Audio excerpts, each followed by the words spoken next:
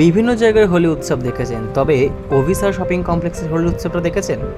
না না, শুধু আপনাদের দেখানোর জন্য আমরাই পৌঁছে গেছিলাম অভিসার শপিং কমপ্লেক্সে, যেখানের হোলি উৎসবটা ছিল একটু অন্যরকম।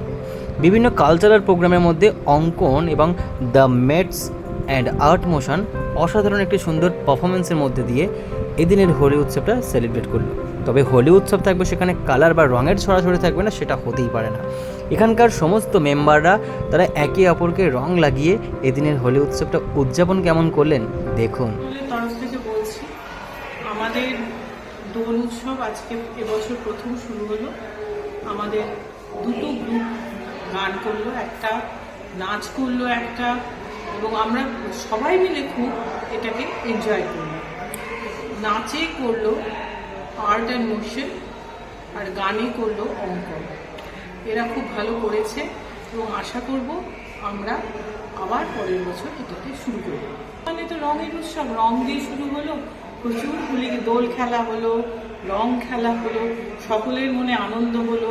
অভিসার শপিং মলে বাইরের কিছু কাস্টমার এসেছিল, এছাড়া অনেক বাইরের লোকজন এসেও অংশগ্রহণ করেছে। ছোটবেলা অন্যরকম কেটেছিল। আমরা খুব সুন্দর করে বসন্ত উৎসবে নাচ করতাম, গান করতাম, পাড়াতে ফাংশন করতাম। তাছাড়া দোলের দিন সকালে তখন আবির খেলা হতো, সকালবেলা সব বন্ধুরা মিলে আবির খেলতাম।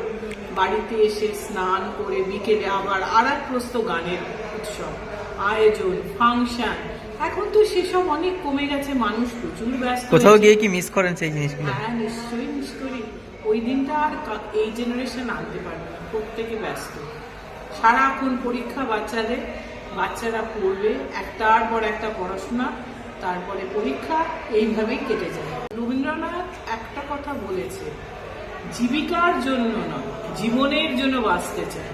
রবীন্দ্রনাথের বড় কথা, জীবিকার জন্য সেই সময় বাঁচতে চাইতো না রবীন্দ্রনাথ, জীবনের জন্য চাইতো। কিন্তু এখন দৈনন্দিন জীবনে যেভাবে হাড্ডাহাড্ডির লড়াই, জীবিকার প্রয়োজনটা ভয়ঙ্করভাবে দরকার। আর কবিতা আমাদের শিখিয়ে দিয়েছে কি শক্ত একটা জীবন, অল্প টাকা রোজগার করা কি কষ্টে, কত কোম্পানি বসে গেছে, কত লোকের চাকরি চলে গেছে। সুতরাং সেই আয়েশি জমিদারি প্রথার সেভাবে কথা, জীবিকার জন্য না জীবনের জন্য বাঁচবো, সেটা এখন চলে না। এখন জীবিকার জন্য বাঁচা দরকার, কিন্তু জীবনের জন্য কিছু মনের পালিশ দরকার। তার জন্যই এই দোল উৎসব, সেটা মাঝে মাঝে আমরা করতেই পারি। আপনার নাম ম্যাডাম? আমি কস্তুরী বর্মন রায়, এই মলের president. Thank you so much. আমরা এটা করতে পেরে, আমি আমার অভিসার শপিং কমপ্লেক্সে মানে দোকান আছে আর কি, পোশাকি আমার দোকানের নাম। তো এখানে থেকে আমরা এই সমস্ত কালচারাল প্রোগ্রামগুলো করার চেষ্টা করি এই কারণেই, যাতে কাস্টমাররাও আসেন, আমরা কাস্টমারদেরও ইনভাইট করি এবং ভীষণ ভালো সাড়া পাই।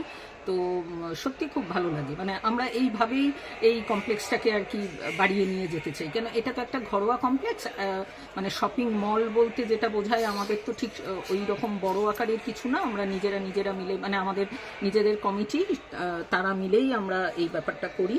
তো পুরো মলটা চালানো হয়, মানে শপিং কমপ্লেক্সটা চালানো হয় আমাদের প্রাইভেট নিজেদের কমিটি থেকেই। ওরকম মল কর্তৃপক্ষ আলাদা কিছু নেই আর কি। তো খুবই ছোটোখাটো ব্যাপার, ওই কারণে ভীষণ ঘরোয়া একটা আমাদের কমপ্লেক্স।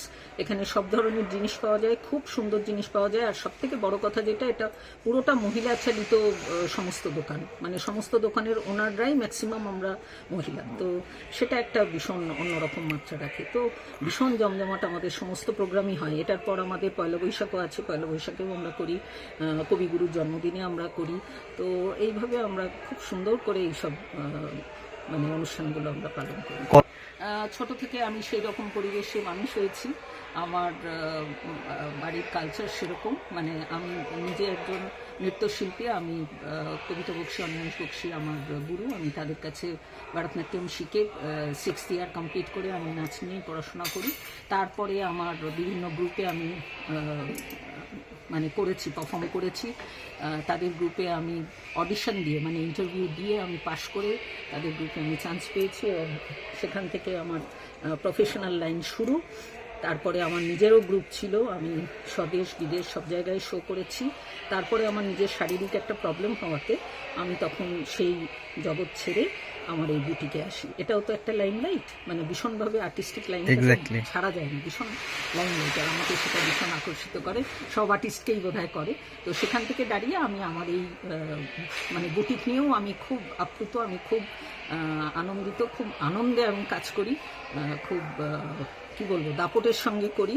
আমার মানে পায়ের তলার মাটি ভীষণ শক্ত। হ্যাঁ, এটা অভিশ্বাস শপিং কমপ্লেক্সের মানে ভালো প্রয়াস। আমার মতে এরকম বিভিন্ন ধরনের ফেস্টিভ্যাল করা উচিত। আর বসন্ত উৎসব তো যেহেতু এই সময় প্রত্যেকটা মানুষ মেতে ওঠে, করা একান্তই জরুরি, এবং আরও প্ল্যানিং করে করলে আরও অনেক বেশি মানুষকে ইনভলভ করা যেতে পারে। ফারাক ঠিক নয়, আছে, তারাও আছে, তাদের মাধ্যমটা হয়তো একটু আলাদা, কিন্তু ইনভলভমেন্ট আমাদের বেশি করে বাংলায়, বেঙ্গলে ইউথদেরও যথেষ্ট বসন্ত উৎসবে ইনভলভমেন্ট আছে। তো আমার মতে মানে মেলবন্ধন করতে হবে বয়স্কদের সঙ্গে আমাদের ইউথদেরও, করলে নিশ্চয়ই এটা আরও ভালো হয়ে মানে উঠবে। দুটো জেনারেশন দুভাবে এনজয় করে। হ্যাঁ, যেমন এখানে নতুন ব্যান্ড আনা হয়েছিল অল্প বয়সীদের, তো কিছু অল্প বয়সী ছেলেমেয়ে এসেছিলো এবং তারাও গলা মিলিয়ে গান গাইছিল, উচ্ছ্বাস করছিল, খুব ভালো লাগছিল। আমার মতে এটা করা উচিত, এবং একটু প্ল্যানিং করে করলে আমার মনে হয় আরও অনেক বেশি মানুষকে ইনভলভ করা উচিত এবং আরও ভালো হয়ে উঠবে প্রোগ্রামটা। কি আর বৃহৎ কিছু করা? হ্যাঁ, করা উচিত, হ্যাঁ, আপনার নাম করলে কি? খুব ভালো। আমি হচ্ছে ভাস্বতী মহান্ত, আমার শপের নাম মেম সাহেব।